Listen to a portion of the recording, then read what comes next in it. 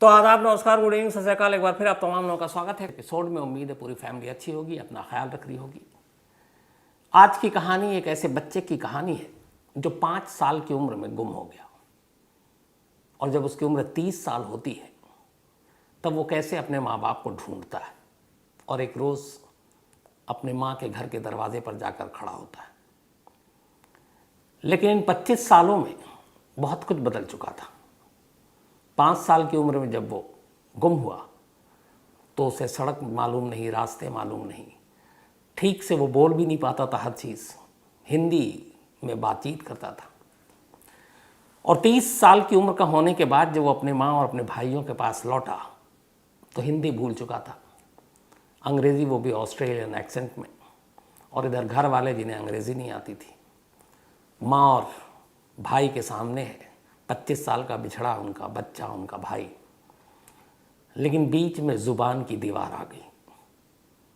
Expression, भाव, भावनाएं तो सामने हैं, लेकिन जो कह रहे हैं वो समझ में नहीं आ रहा। क्या कुछ कैसे होता है, ये अपने आप में मुझे लगता है कि एक ऐसी कहानी है जिसे सुनने के बाद एक अजीब सा सुकून मिलता है। कहानी 1987 की है। मध्य प्रदेश के खंडवा इलाके में, खंडवा बड़ा मशहूर है ख़ास तौर पर इसलिए कि किशोर कुमार, महान गायक, उनका घर है यहाँ पर, और खंडवा मुझे जाने का मौका भी मिला है। तो इसी खंडवा में एक बेहद गरीब परिवार रहा करता था। परिवार एक मुंशी जिनका सरनेम है, उनके परिवार, उनका फैमिली। इस परिवार में एक कमला थी जो मुंशी की पत्नी, उनके 3 बेटे थे, एक का नाम गुड्डू, एक का कुल्लू और एक का सारू जो सबसे छोटा था। एक बेटी थी जिसका नाम शकीला था। बाप जो मुंशी है वो परिवार को छोड़कर पहले अलग हो चुका था 2 साल पहले, यानी 85 में। अब माँ मेहनत मजदूरी कर अपने बच्चों को पालती। एक कच्चा मकान था खंडवा के पास, वहाँ पे ये रहती। तो तीनों बेटे, बेटी और माँ अपना ज़िंदगी गुजार रहे थे। बड़े भाई की उम्र करीब 9 साल थी, और उस वक्त इस उम्र में भी वो सोचता था कि अब वो शायद घर का मुखिया है, क्योंकि बाप है नहीं, माँ की मदद करता था। और इस बड़े भाई गुड्डू के बेहद करीब था सबसे छोटा भाई सारू। तो वो अपने बड़े भाई के साथ बाहर जाने का शौक़ था उसे। इनके घर के पास ही एक रेलवे स्टेशन था, तो अक्सर ये लोग स्टेशन के पास जाते, वहाँ पे ट्रेन के अंदर घुसते, पटरियों पे कुछ सिक्के ढूंढते, बहुत सारे लोगों के पैसे गिर जाते हैं। ट्रेन के अंदर भी घूमते टहलते चले आते। कई बार गए। सिर्फ 5 साल की उम्र थी सारू की। ऐसे ही एक रोज़ 1987 में सारू अपने भाई गुड्डू के साथ ट्रेन में चढ़ता है। ये लोग तलाश में थे कि ट्रेन में कुछ पैसे गिरे हों, किसी के मिल जाए। इत्तेफाक से कुछ मिलता नहीं है, तो उस दिन गुड्डू कहता है कि चलो अगले स्टेशन पर उतर जाएंगे, वहाँ से दूसरी ट्रेन पकड़कर वापस अपने घर आ जाएंगे। वो पहले भी ऐसा कर चुका था। ट्रेन चल पड़ती है, दोनों भाई चल पड़ते हैं। अब ट्रेन जब जा रही है, थोड़ी देर में सारू को नींद आ जाती है, तो वो कहता है कि जब आएगी ट्रेन से उतरना हो तो मुझे बता देना। सारू सो जाता है, और ये बात है लगभग दोपहर की। थोड़ी देर के बाद उसकी आंख खुलती है। वो अपने भाई को आवाज़ देता है, गुड्डू गुड्डू, लेकिन कहीं से कोई आवाज़ पलट कर आती नहीं है। वो परेशान हो जाता है। फिर सोचता है भाई ये ढूंढ लेगा मुझे, बिना लिए हुए घर तो जाएगा नहीं। नींद आ रही थी, वो फिर से सो गया। अब जो सोया तो उसकी आंख खुली तो उसने देखा सुबह हो रही है। अब वो घबराया कि ये क्या, फिर गुड्डू को ढूंढ रहा है, रो रहा है, लेकिन गुड्डू का कोई पता नहीं। अब रोते रोते ही जहाँ पर ट्रेन रुकती है वहाँ पर उतर जाता है। फिर सोचता है कि मुझे वापस उधर जाना है, तो फिर एक ट्रेन पकड़ता है, उसमें बैठ जाता है। फिर वो ट्रेन पता नहीं कहाँ जा रही है, फिर वो उतरता है, फिर तीसरी ट्रेन पकड़ता है। इस तरह करते करते 1-2 दिन बीत जाता है, और आखिर में जब ये थक जाता है, भूख भी लगी है, कुछ लोगों ने खाना दे दिया, खा लिया, परेशान है, रो रहा है, अकेला है, 5 साल की सिर्फ उम्र है, ठीक से पूरी बात बता नहीं रहा। अपने गांव तक का नाम उसे नहीं मालूम था उस वक्त कि वो कहाँ रहता है। बस उसे अपने भाई गुड्डू का नाम मालूम था, उसको अपनी माँ तक का नाम मालूम नहीं था उसको। अमूमन 3-4-5 साल के बच्चे मम्मी कहते हैं, माँ कहते हैं, अम्मा कहते हैं, नाम पता भी नहीं होता है। अब वो भटकते भटकते आखिरकार ट्रेन से जब उतरता है तो पता चलता है कि कोलकाता है, कलकत्ता। अब कोलकाता इतना बड़ा शहर, उसमें 5 साल का एक मासूम उतरता है, सड़क किनारे फुटपाथ पर जाता है। कुछ लोग उसे भिखारी समझते हैं, कुछ खाना देते हैं, कुछ पैसे देते हैं, और करते करते अभी वो रेलवे स्टेशन के इर्द गिर्द ही भटक रहा, क्योंकि उम्मीद है कि गुड्डू भाई ढूंढते हुए आएंगे, उसे ले जाएंगे, तो ट्रेन से ही जाना है घर। तो पटरियों के इर्द गिर्द तभी एक शख्स मिलता है।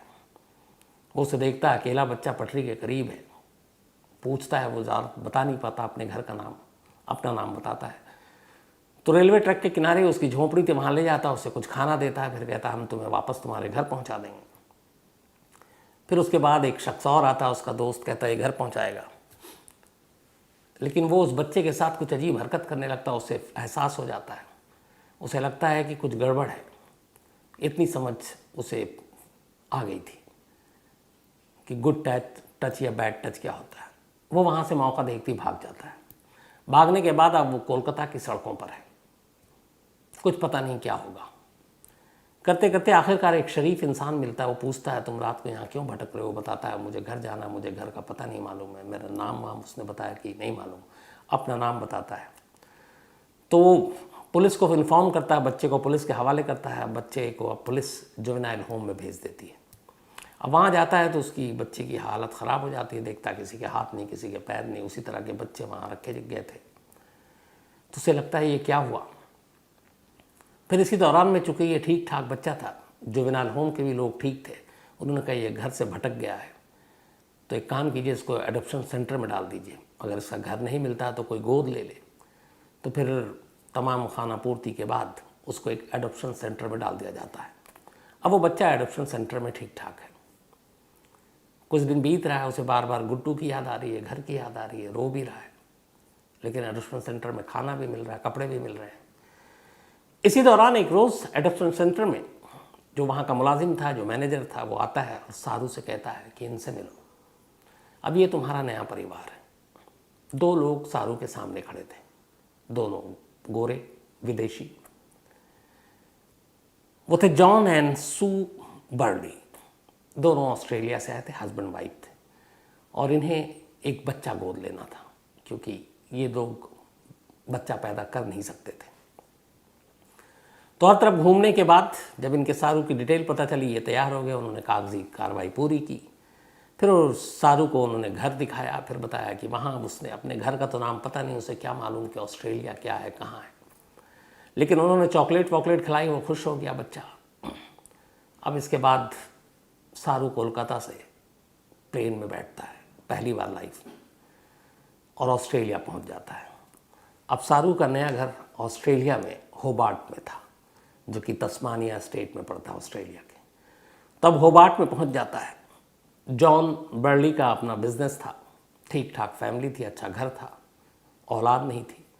सारू को बिल्कुल अपने बेटे जैसा प्यार देते हैं, क्योंकि गोद लेकर इसीलिए आए थे। उसकी हर ख्वाहिश पूरी करते हैं, उसके कमरे में तमाम खिलौने रखते हैं, हर चीज़ रखते हैं, बट एक चीज़ का और ख्याल रखते हैं कि उसे हिंदुस्तान से लाएँ, तो इसलिए उसके रूम में एक इंडिया का नक्शा भी रखते हैं। बीच बीच में उन्हें मालूम भी था कि ये भटक गया बच्चा, बट उसे कोई याद नहीं। हाँ, उसे अपनी माँ का चेहरा याद है, भाई का चेहरा याद है, भाई का नाम याद है, लेकिन मोहल्ला, इलाका, शहर, कस्बा, इन सब के बारे में कुछ उसको याद नहीं है। हाँ, उसकी यादों में सिर्फ कुछ चीज़ें थी उसके उस शहर की। एक रेलवे स्टेशन, दूसरा उस रेलवे स्टेशन के करीब एक पानी की टंकी, एक वहाँ पर एक छोटा सा टीला पहाड़ जैसा, ये कुछ चीज़ें थी जो उसके जहन में थी, और एक पॉन्ड, नदी जैसा, जो बिल्कुल रेलवे ट्रैक के स्टेशन के किनारे था। बाकी चीज़ें कुछ याद नहीं। अब नए माँ बाप के साथ सारू अपनी ज़िंदगी को आगे बढ़ाता है। धीरे धीरे उसकी यादें, पिछली यादें मिटती जाती हैं, और अब वो बड़ा होता जाता है। पहले स्कूल जाता है, फिर 2009 में वो ग्रेजुएशन करता है, पढ़ाई लिखाई अच्छे से। अब उसकी वहाँ गर्लफ्रेंड भी थी, ज़िंदगी ठीक ठाक चल रही थी। जो फादर की उसकी कंपनी थी, उसके लिए काम भी कर रहा था, बल्कि उसमें उनके वेबसाइट के लिए काम करता था, होबार्ट में ही। अब तक लगभग उसको 22 साल हो चुके थे ऑस्ट्रेलिया आए हुए, कोलकाता से। 2009 में अचानक अब उसे याद आता है। याद तो पहले भी आया कुछ कि काश मेरे माँ बाप के बारे में मुझे पता होता, मेरा घर पता होता, पर कोशिश नहीं की। 2009 में उसे याद आया, उसने कंप्यूटर कोर्स और ये सारी चीज़ें की, वेबसाइट के लिए काम कर रहा है, कि क्यों ना अपना घर ढूंढूं, क्यों ना अपने माँ बाप को ढूंढूं, अपने भाइयों को ढूंढूं, वो इलाका ढूंढूं जहाँ वो रहते थे और जहाँ से मैं गायब हुआ था। अब वहीं से इसकी तलाश 2009 से शुरू होती है। गूगल अर्थ पर जाता है, पूरे हिंदुस्तान के ऊपर से गूगल अर्थ के ज़रिए इंडिया का एक तरह से दौरा करता है, ढूंढता रहता है। अब हिंदुस्तान इतना बड़ा, कहाँ से क्या चीज़ है। बट इसे एक चीज़ पता थी, इसे माँ बाप उसे जो लेकर आए थे जिस शहर से, उसका नाम कोलकाता था। अब कोलकाता ये पहुंचता है और कोलकाता के इर्द गिर्द के तमाम इलाकों को छानना शुरू करता है कि शायद वो स्टेशन, वो पानी की टंकी, वो नदी, तालाब, ये सब कुछ दिखाई दे जाए। महीनों लगा रहता है, घंटों गूगल अर्थ पर ढूंढता रहता है, कोई फ़ायदा नहीं। फिर अचानक उसे एक चीज़ और याद आती है कि उसे अपने गांव का नाम, खंडवा में तो है लेकिन खंडवा में कुछ कहते थे, उसका धीरे धीरे बहुत रिकॉल करता है। तो उसे लगता है कि बी से नाम है, लेकिन वो कंफ्यूज है। बी से वो टाइप करता है गूगल में इत्तेफाक से कि कलकत्ता के आसपास कौन कौन सी जगह में, तो एक नाम आता है उसको ब्रह्मपुर, कभी आता है बदरपुर, वो दिल्ली में है, कभी आता है बुरईपुर, कभी आता है भरतपुर, कभी आता है बनवंतपुर। तब वो कन्फ्यूज़न है कि बी भी है और पूर भी है, लेकिन इसमें से कौन सा मेरा है, उसे कुछ समझ में नहीं आता। लेकिन कोशिश जारी है, लगातार ढूंढ रहा है उस डैम को, उस रेलवे स्टेशन को। वहाँ पे एक डैम भी था जहाँ पे इसका घर था। 3 साल तक ढूंढता रहता है गूगल अर्थ पर, लेकिन ये अपने माँ बाप को वहाँ नहीं बताता कि वो क्या कर रहा है। उसे ये था कि शायद मैं ये बताऊं कि मैं अपना घर, अपने असली माँ बाप को ढूंढ रहा हूँ, तो उन्हें धक्का लगे और इसीलिए उनको चोट ना पहुँचे, ये चीज़ें नहीं बता रहा है। इस दौरान में इसकी जो गर्लफ्रेंड थी उससे ब्रेकअप हो गया। अब इसकी ज़िंदगी में एक नई गर्लफ्रेंड आई, इसका नाम था लीज़ा। लीज़ा के बाद पास एक तेज़ रफ्तार इंटरनेट, वो सारी चीज़ें थी, उसके घर पर फैसिलिटी थी। तो अब लीज़ा के घर आना जाना था, लीज़ा के घर जाता और घंटों अब उसके फास्ट इंटरनेट का इस्तेमाल करता, लैपटॉप साथ में होता और काम के अलावा फिर लग जाता गूगल अर्थ पर अपने घर वालों को सबको ढूंढने के लिए। 9 से शुरू किया था, 3 साल तक किया, फिर छोड़ दिया। फिर उसके बाद अचानक इसने, अब जब लीज़ा आई तो इसने कहा कि चलो ढूंढते हैं। अब इसने फिर ढूंढना शुरू किया तो इसने कहा कि मैं शायद गलत ढूंढ रहा हूँ। उसने कहा कोलकाता अगर आखिरी मेरी मंजिल है। और इसे याद आया कि शाम को जिस ट्रेन में जहाँ से मैं बैठा, उसके बाद जब मेरी आँख खुली तो सुबह हो गई थी। तो इसका मतलब है कि मैं जहाँ से भी बैठा और कोलकाता पहुँचा, वो जो टाइम था वो करीब 10 से 12 घंटे का था। यानी मैं उस ट्रेन में 10 से 12 घंटा सफ़र करने के बाद कोलकाता पहुंचा। उसने पूरा रिकॉल किया। अब उसने कहा कि कोलकाता को सेंटर में रख के इसके आसपास ऐसे कौन कौन से इलाके हैं जहाँ 10 से 12 घंटे में पहुंचा जा सकता है ट्रेन से। अब उसने इन सारे इलाकों को ढूंढना शुरू किया गूगल अर्थ से। अब कोलकाता के आसपास बहुत सारे इलाके, लेकिन उन सारे इलाकों को उसने गूगल अर्थ के ज़रिए देखना शुरू किया, समझना शुरू किया। कोई फ़ायदा नहीं, कुछ नहीं मिला। अब ये कोशिश चलती रही, पर उसे ये पता नहीं चल रहा है कि मेरा इलाका कहाँ है। तो 12 घंटे के आसपास जो भी कलकत्ता से दूरी पर था उसने सारी चीज़ें देख ली, लेकिन उससे कुछ मिला नहीं। फिर उसे याद आया कि चलो अपने दोस्तों से कुछ से पूछते हैं कि 1980 में 87 में ये भागा था, मतलब गायब हुआ था, कि उस वक्त ट्रेन की रफ्तार क्या होती थी। अगर मैं शाम को बैठा हूँ और सुबह पहुँच रहा हूँ कोलकाता, और किलोमीटर क्या हो सकती है। वो चूँकि मैथ का भी था, कंप्यूटर साइंस भी किया हुआ था, तो उसने कहा कि उन सारी चीज़ों को देखना पड़ेगा। तो उसने अपने कुछ इंडियन दोस्तों की मदद ली। वहाँ पे इंडियन दोस्त भी थे इसके होबार्ट में जो पढ़ रहे थे। तो उनमें से उन लोगों से उसने पूछा तो उसने बताया कि उस वक्त एवरेज जो है वो अराउंड 80 किलोमीटर हुआ करता था। इसी रफ्तार से ट्रेन चलती थी। अब उसने 80 किलोमीटर के हिसाब से और उस घंटे को डिवाइड किया मैथमेटिक्स के हिसाब से सब कुछ, तो उसे लगा कि करीब 900 से 1000 किलोमीटर की दूरी पर उसका घर है जो कोलकाता से है, कोलकाता सेंटर में है। कि 80 किलोमीटर के हिसाब से ट्रेन चल रही है और उस हिसाब से अगर वो घंटा देखे जो उसने ट्रेन में बिताया है तो करीब 900 से 1000 किलोमीटर की दूरी पर है। अब उसने इसको सर्च करना शुरू किया, लेकिन कोई फ़ायदा नहीं हुआ। अब अभी तक वो कोलकाता के इर्द गिर्द दूर उधर नॉर्थ ईस्ट भी पहुंच गया, बट इसे कुछ समझ में नहीं आ रहा है कि मैं कहाँ हूँ और कहाँ से गायब हुआ हूँ। लेकिन कोशिश जारी रखी। आखिरकार एक रोज सर्च करते करते अचानक गूगल अर्थ के जरिए ये एक जगह पड़ता है, एक नाम था बुरहानपुर। अब जैसे बुरहानपुर इसने नाम पढ़ा तो पहले तो उसको क्लिक किया कि मेरे इलाके का नाम ऐसे ही बी से है और कुछ पूछ। अब उसने बुरहानपुर पे गूगल अर्थ के ज़रिए जूम इन करना शुरू किया। नेटवर्क भी अच्छा, कैमरा भी अच्छा। अब जब सब कुछ ये सब किया तो सबसे पहले उसने स्टेशन को किया, वहाँ के रेलवे स्टेशन। जैसे ही स्टेशन इसके स्क्रीन पे आया, इसकी सारी यादें ताज़ी हो गई। उस स्टेशन के पास एक तालाब, उस स्टेशन के पास एक छोटा सा पहाड़, उस स्टेशन के करीब एक पानी की टंकी जो कि इंडस्ट्रियल फैक्ट्री की थी, और ये यादें उसके सामने थी। वो पहाड़ इसलिए याद थी कि उस टीले पे चढ़ने के बाद ये गिरा था, जिसके बाद इसके माथे पे एक निशान आ गया था और वो निशान कभी गया नहीं, तो इसलिए याद था। जब भी बारिश होती और ये ट्रेन स्टेशन जाता अपने भाई के साथ, वो पानी जम जाता था तालाब जैसा, अक्सर कई रेलवे स्टेशन के किनारे, तो उसको लेके भी कई बार ये लोग तालाब के किनारे खेलते भी थे, गिरे भी थे, और वो पानी की टंकी हमेशा उसके जहन में वो नक्शा रहता था। तब बुरहानपुर तक ये पहुंच गया और कोलकाता से इसकी दूरी वही करीब 1000 किलोमीटर के इर्द गिर्द जो इसने सोचा था लगभग, और रेलवे स्टेशन का नक्शा भी वही। अब इसे लगा ये क्या है। अब उसने पता किया तो पता चला कि ये खंडवा में है। अब खंडवा और बुरहानपुर उसके सामने है, लेकिन ये ज़रूरी नहीं है कि वो खंडवा का है और बुरहानपुर का है। अभी बहुत सारे सवाल बाकी थे। उसे सबसे पहले आप खंडवा पे जाकर यूट्यूब पे खंगालना शुरू किया, खंडवा के मैप देखे, सारी चीज़ें देखी। फिर उसे याद आया, उसने अपने खंडवा पे कुछ लोगों के ज़रिए, ख़ासतौर पर अपने दोस्तों से पूछा खंडवा के बारे में कि वहाँ पे क्या है, कैसी चीज़ें हैं।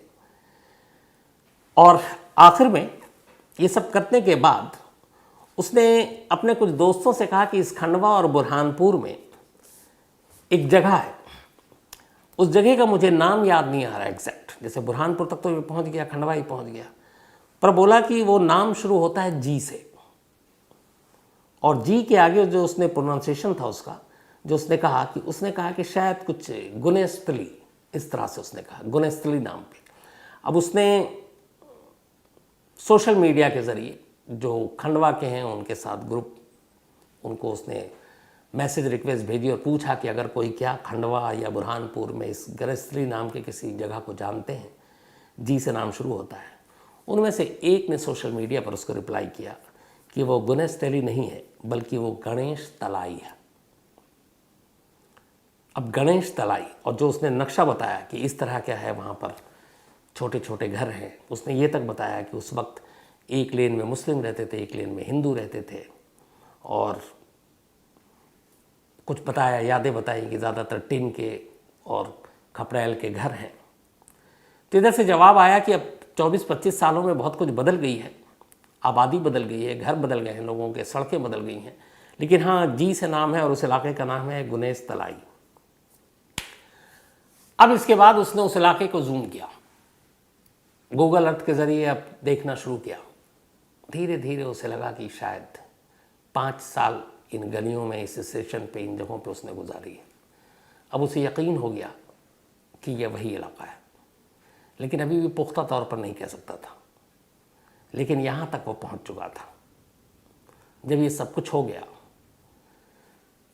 10 फरवरी 2012, 10 Feb 2012, उसे गुम हुए 25 साल हो गए थे और अब उसकी उम्र 30 साल की हो गई थी। सारू ने तय किया कि वो इंडिया जाएगा और इंडिया जाने के बाद अपने घर वालों को ढूंढेगा। 10 जनवरी 2012 को सारू ऑस्ट्रेलिया से न्यू दिल्ली लैंड करता है। फिर यहाँ से वो बाई रोड खंडवा पहुँचता है।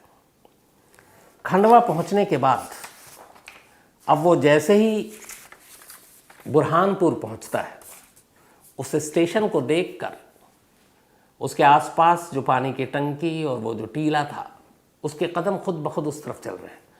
उसे खुद पता नहीं कि उसके कदम कैसे उठ रहे हैं, लेकिन उसके दिमाग में चल रहा है कि यहाँ पे एक टीला है रास्ता उसके कदम बता रहे हैं और वो चलता जा रहा है। सामने टीला था। स्टेशन के दूसरे छोर पर पहुंचता है, कहता है यहाँ एक तालाब जिसमें पानी हुआ करती। फरवरी का महीना, बीता, सर्दी थी। वहाँ वही तालाब, वैसे ही तालाब। थोड़ा और आगे गया, उसने कहा यहाँ एक इंडस्ट्री हुआ करती थी। इंडस्ट्री बंद हो चुकी थी अब, लेकिन वो टंकी वहाँ पे सलामत था। वो सारी चीज़ें देखता है।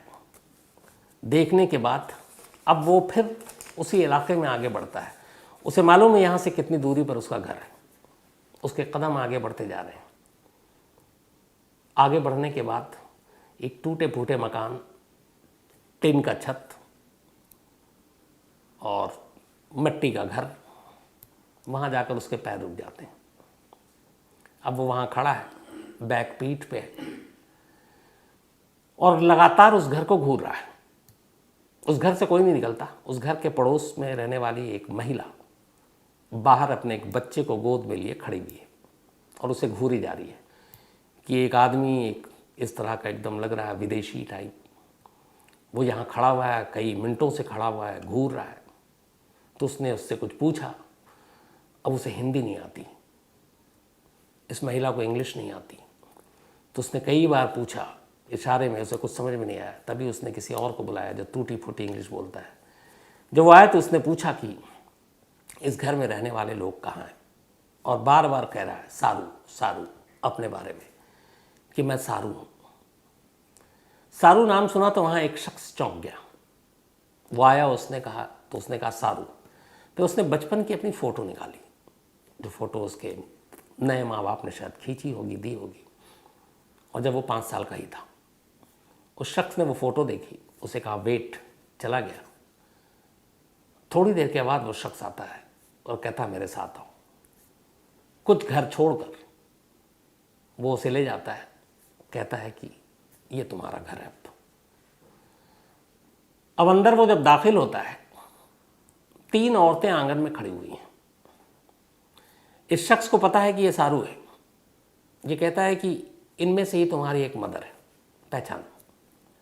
वो पहली लेडी को देखता है, कहता नो। दूसरी को देखता है, कहता नो। तीसरी को देखता है, तब तक वो तीसरी खुद ही आगे बढ़ती है और उसे गले लगा लेती है। माँ अपने बेटे को पहचान चुकी थी, बेटा अपने माँ को पहचान चुका था। लेकिन वो शख्स पूछता है कि ये तो 30 साल का हो गया, इसका रहन सहन, इसका हुलिया, हो सकता है 5 साल की वक्त में आपको याद हो, लेकिन और इसलिए वो पहचाना हो, बट इतने बदलाव के बाद तुमने कैसे पहचाना कि तुम्हारा बेटा है? उसने कहा एक तो इसकी आंखें और चेहरा देखकर, हालांकि बदल चुका है, लेकिन दूसरा इसके माथे पे वो एक निशान जो टीले से गिरा था और मैंने अपने हाथों से बैंडेज लगाई थी, वो निशान कभी गया नहीं था। अब माँ और बेटे मिल रहे हैं। तब तक खबर फैल गई, पूरा परिवार आ गया। लेकिन मुश्किल अब यहाँ ये कि बेटा हिंदी भूल चुका है और घर वाले अंग्रेज़ी नहीं जानते। सारी चीज़ें आंसुओं और भावनाओं और खुशियाँ ही जो है वो इजहार कर रही हैं। ज़ुबान कोई नहीं समझ रहा है एक दूसरे के, लेकिन भावनाएं सब समझ रहे हैं। इसके बाद इस मुश्किल का हल होता है। थोड़ी देर के बाद एक उसी कॉलोनी में एक लेडी रहती थी जो इंग्लिश की टीचर है, शहनाज चिश्ती। उनको बुलाया जाता है। अब शहनाज चिश्ती ट्रांसलेटर का काम करती हैं। माँ और बेटे सबसे बात होती है। अब इसी दौरान में सबसे माँ मिलाती है कि ये कल्लू है, ये तुम्हारी बहन है। कल्लू की शादी हो चुकी है, उसके बच्चे हैं। उसकी बहन की शादी हो गई, उसके बच्चे हैं। वो अपनी भाभी से मिलता है, बच्चों से मिलता है, अपने जीजा से मिलता है, उनके बच्चों से मिलता है। फिर भी उसकी नज़रें एक और शख्स को तलाश रही होती हैं। लास्ट में पूछता है गुड्डू, गुड्डू भाई जो उससे बड़े थे, जिसके साथ ही उसे स्टेशन से गायब हुआ था। माँ की आंखों में आंसू आ जाता है गुड्डू का नाम सुनकर। फिर शहनाज चिश्ती जो ट्रांसलेटर हैं वो बताती हैं, माँ जो कहती जाती है कि जब बताती हैं कि जब तुम गायब हुए उसके ठीक 1 महीने के बाद गुड्डू की लाश रेलवे ट्रैक पर मिली थी, 2 टुकड़ों में, किसी ट्रेन के नीचे आ गया। तो माँ ने कहा कि उस 1 महीने में मैंने अपने 2 बेटे को खोया। एक गुड्डू की मौत हो गई, दूसरे तुम सारू खो गए, हमसे बिछड़ गए। सारू रो पड़ता है क्योंकि वो उसका आइडियल भाई था। खैर इसके बाद अगले 11 दिनों तक वो अपने माँ बाप के पास रहता है और इन 11 दिनों में वो अपने माँ बाप को ऑस्ट्रेलिया में मैसेज भेजता है।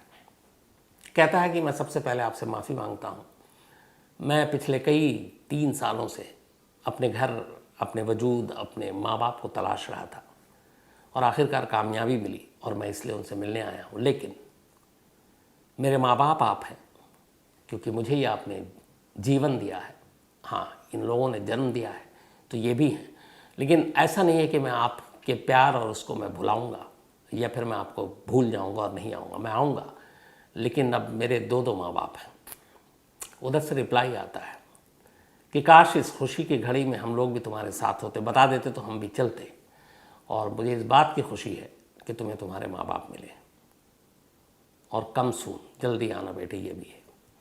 इसके बाद अगले 11 दिनों तक सारू वहाँ रहता है, अपनी माँ के लिए एक नया घर बनाता है। कहता है आप इस घर में नहीं रहोगे, और उसके बाद इस वादे के साथ कि मैं फिर आऊँगा जाता है। लेकिन इससे पहले वो अपनी माँ से बहुत ज़िद करता है कि तुम मेरे साथ ऑस्ट्रेलिया चलो। माँ कहती है बेटा मैं ऑस्ट्रेलिया नहीं जा पाऊँगी। तो ये वादा करता है कि मैं अब अक्सर आऊँगा। माँ को नया घर दिया, तोहफे दिए, और अब हर महीने माँ के लिए पैसे भेजता है ऑस्ट्रेलिया से। तो ये थी कहानी एक ऐसे बेटे की जिसने ज़िद ठान ली कि वो अपनी बचपन की यादें, अपने बचपन के रिश्ते, अपने माँ बाप को ढूंढेगा, और ढूंढ कर ही निकाला।